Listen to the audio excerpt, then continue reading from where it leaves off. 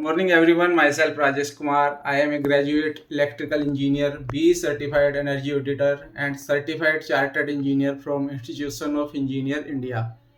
So today हम discuss करेंगे dual starter के बारे में। ड्यूअल स्टार्टर क्या होता है, कहाँ पर इसका यूज होता है।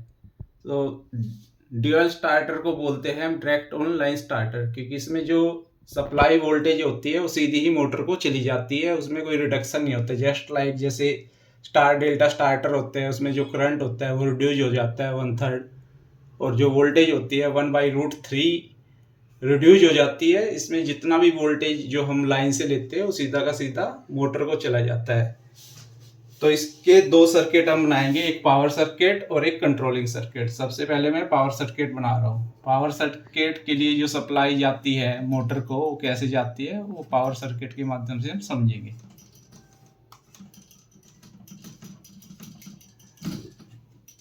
सबसे पहले सप्लाई एमसीसीबी को जाएगी।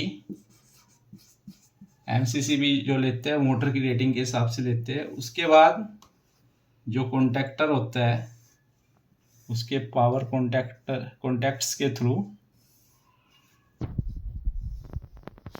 इसके बाद हम रिले के थ्रू सेफ्टी पर्पज के लिए रिले लगा देते हैं। रिले के थ्रू ये सीधा नीचे मोटर को चली जाती है। ड्यूअल स्टार्टर उस मोटर के लिए यूज करते हैं जिसमें कनेक्शन सीधे डेल्टा में हो और 3 केबल निकल के आती हो। 3 केबल ही हमें कनेक्ट करनी रहती है, क्योंकि इसमें जो मोटर का वाइंडिंग रहती है वो सीधा डेल्टा में ही अंदर रहती है। ये 3 फेस है। सबसे पहले एमसीसीबी में आए, एमसीसीबी के बाद ये आए हमारे कॉन्टैक्टर में। कॉन्टैक्टर की जो रेंज लेते हैं हम, कैपेसिटी लेते हैं वो मोटर की कैपेसिटी के हिसाब से। रिले की भी जो सेटिंग करते हैं मोटर के करंट के हिसाब से ये करते हैं। ये हो गया हमारा पावर सर्किट। इसको पावर सर्किट इसलिए बोलते हैं क्योंकि यहाँ से सीधी पावर हमारी मोटर को चली जाती है। पावर आई एमसीसीबी को जैसे ही ऑन करेंगे कॉन्टैक्टर में जाएगी, कॉन्टैक्टर से रिले के थ्रू होती हुई सीधी मोटर में चली जाएगी। अब हम इसका बनाएंगे कंट्रोलिंग डायग्राम। कंट्रोलिंग डायग्राम के लिए हमें इस कॉन्टैक्टर की कॉइल को कंट्रोल करना होता है।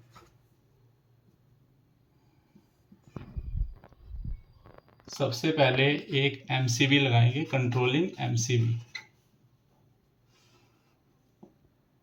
उसके बाद हम जो रिले रहती है उसके एनसी पॉइंट से कंट्रोलिंग का फेस लेंगे। एनसी से किस लिए लेते हैं, अगर हमारी रिले ओवरलोड की वजह से या किसी दूसरी वजह से अगर ट्रिप हो जाती है तो ये एनसी पॉइंट एनओ बन जाते हैं, जिससे सप्लाई स्टार्टिंग से ही यहीं से डिस्कनेक्ट हो जाएगी। इसके बाद अगर मेरे को ऑटो और मैनुअल दोनों मोड में मोटर को चलाना है तो ऑटो मैनुअल सेलेक्टर स्विच में यहाँ पर लगाऊंगा। अब पहले मैनुअल कंट्रोलिंग कर लेते हैं। मैनुअल से पहले फेस स्टॉप पुश बटन में आएगा। ये नॉर्मली क्लोज रहता है, मतलब यहाँ से सप्लाई सीधी आगे जाएगी। जब इसको पुश करते हैं सब तब ये एनसी बन जाता है, मतलब सप्लाई डिस्कनेक्ट हो जाती है। उसके बाद स्टार्ट पुश बटन में आएगा।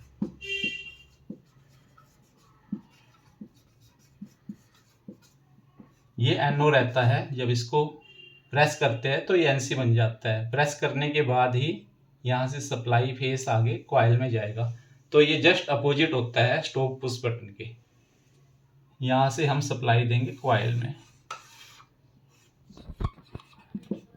और नीचे से न्यूट्रल।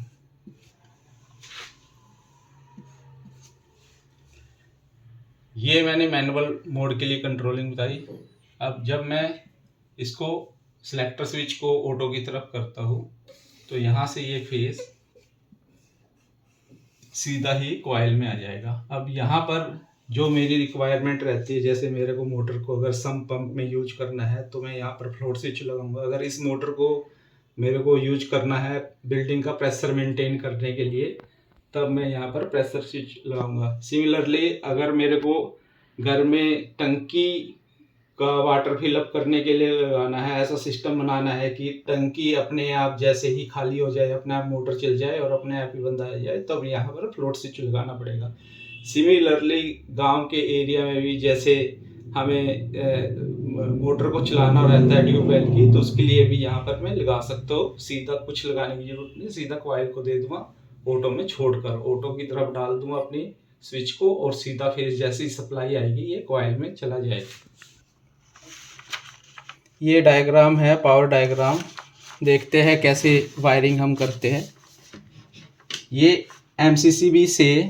एमसीसीबी क्योंकि मेरे पास यहाँ पर पैनल नहीं है इसलिए मैंने ये एमसीसीबी यहाँ नहीं दिखाई है। एमसीसीबी से पावर कॉन्टैक्ट जो नीचे की तरफ है कॉन्टैक्टर के, यहाँ पर ये 3 फेस आए। ये पावर कॉन्टैक्ट वाली वायर रहती है, हमेशा हैवी रहती है क्योंकि यहाँ से पावर जाती है। कंट्रोलिंग वायर वाली वायर पतली रहती है। यहाँ से जो 3 फेस गए ऊपर आए और इसके आउटपुट से रिले के इनपुट में आए। ये 3 फेस आए एमसीसीबी से नीचे पावर कॉन्टैक्ट में गए और इसके बाद यहाँ की आउटपुट जाएगी रिले की इनपुट में, और ये रिले की इनपुट में आने के बाद यहाँ से आउटपुट निकलेगी ये वाली, ये जाएगी मोटर में। अगर मोटर होती तो मैं यहाँ पर मोटर में कनेक्शन कर देता। तो ये तो मैंने आपको समझाया पावर डायग्राम के बारे में, कैसे पावर सप्लाई जाती है। अब मैं कंट्रोलिंग सप्लाई के बारे में आपको बताऊंगा। सबसे पहले जो मेरा फेस है, ये रिले के थर्मल ओवरलोड रिले जो रहती है उसके एनसी के 95 पॉइंट पे मैंने दिया। 95 नंबर जो एनसी का इनपुट है ये यहाँ पर मैंने दिया। यहाँ एनसी के आउटपुट से मैंने ऑटो मैनुअल सेलेक्टर स्विच में लिया, और ऑटो मैनुअल सेलेक्टर स्विच से ये मेरा स्टार्ट बटन मैनुअल साइड से, इसकी मैनुअल साइड में ले रहा हूँ। मैनुअल साइड से पहले स्टॉप बटन के इनपुट साइड में आएगा। ये स्टॉप बटन के इनपुट साइड में आ गया। ये स्टॉप बटन से ये जाएगा स्टार्ट पुश बटन पे। ये स्टार्ट पुश बटन पे आ गया। स्टार्ट पुश बटन का आउटपुट जाएगा कॉइल में। ये देखो यहाँ पर कॉइल के A1 में ये फेस आ गया, और नीचे से ये सीधा मैंने न्यूट्रल इसको दे दिया। करने के लिए पैरेलल में मैंने ऑक्सिलरी कॉन्टैक्ट लगाना पड़ेगा NO, सो दैट कि ये जो पुश बटन है स्टार्ट पुश बटन जैसे ही पीछे जाए इसको कॉन्टैक्टर को परमानेंट सप्लाई अपने ही NO से मिलती रहे। वो कैसे करेंगे, ये सबसे पहले मैंने NO में लिया और यहाँ से आउटपुट जो ली वो कॉइल में दे दी, सो दैट जब ये पीछे की तरफ हो जाएगा स्टार्ट पुश बटन तो सप्लाई यहाँ से मिलती रहेगी, NO से मिलती रहेगी। और ऑन का इंडिकेशन भी मैंने NO से लिया। NO क्या हो जाता है, NC बन जाता है, और ये इंडिकेशन दे देता है कि हमारा स्टार्टर ऑन हो गया, मोटर चल गई है। अब हम इसको ऑन करके देखेंगे। ये मैं स्टार्टर का स्टार्ट बटन से इसको ऑन कर रहा हूँ। ये हमारा ऑन हो गया, ये कॉइल होल्ड हो गई। अब इसको मैं ऑफ करने के लिए ऑफ वाले बटन को प्रेस करना पड़ेगा। ये ऑफ हो गया। अगेन मैं ऑन करता हूँ, ऑन हो गया और ये ऑफ हो गया। ये मैंने मैनुअल सिस्टम आपको समझाया कि मैनुअल कैसे कॉइल को होल्ड कराया जाता है, कैसे मोटर को सप्लाई दी जाती है। अब मैंने ऑटो साइड में, जब मैं ऑटो की तरफ करूँगा, ये फ्लोट स्विच लगा रखा है जो अभी ये अगर ऐसे रहता है टैंक में, इट मीन्स पानी नहीं है। ये मैंने टैंक के लिए यूज किया है कि टैंक में अगर बेसमेंट में जैसे सम्प पंप लगे रहते हैं, टैंक में पानी भर जाता है तो मोटर को ऑटोमेटिकली ऑन करा देता है। जैसे ही पानी भरना शुरू होगा ये इस पोजीशन में आएगा, पानी इसको ऐसे प्रेस कर देगा। अब मैं इस पोजीशन में है, जैसे ही मैं इसको ऑटो की तरफ करूँगा, जैसे ही ऑटो की तरफ करूँगा तो ये ऑन हो जाएगा। तो इस तरीके से मेरा ये DOL स्टार्टर काम करता है। अब इसकी एप्लीकेशन क्या है DOL स्टार्टर की, ये 5 HP से कम वाली मोटर पे लगता है। अगर 5 HP से मोटर हमारी बड़े साइज की है तो हमें स्टार डेल्टा स्टार्टर यूज करना होता है। मैंने रीजन बता रखा है कि स्टार डेल्टा स्टार्टर की यूज करते हैं, पहले मैंने इसके लिए एक वीडियो बनाई है। Thanks for watching my video. If you like my video kindly subscribe my channel.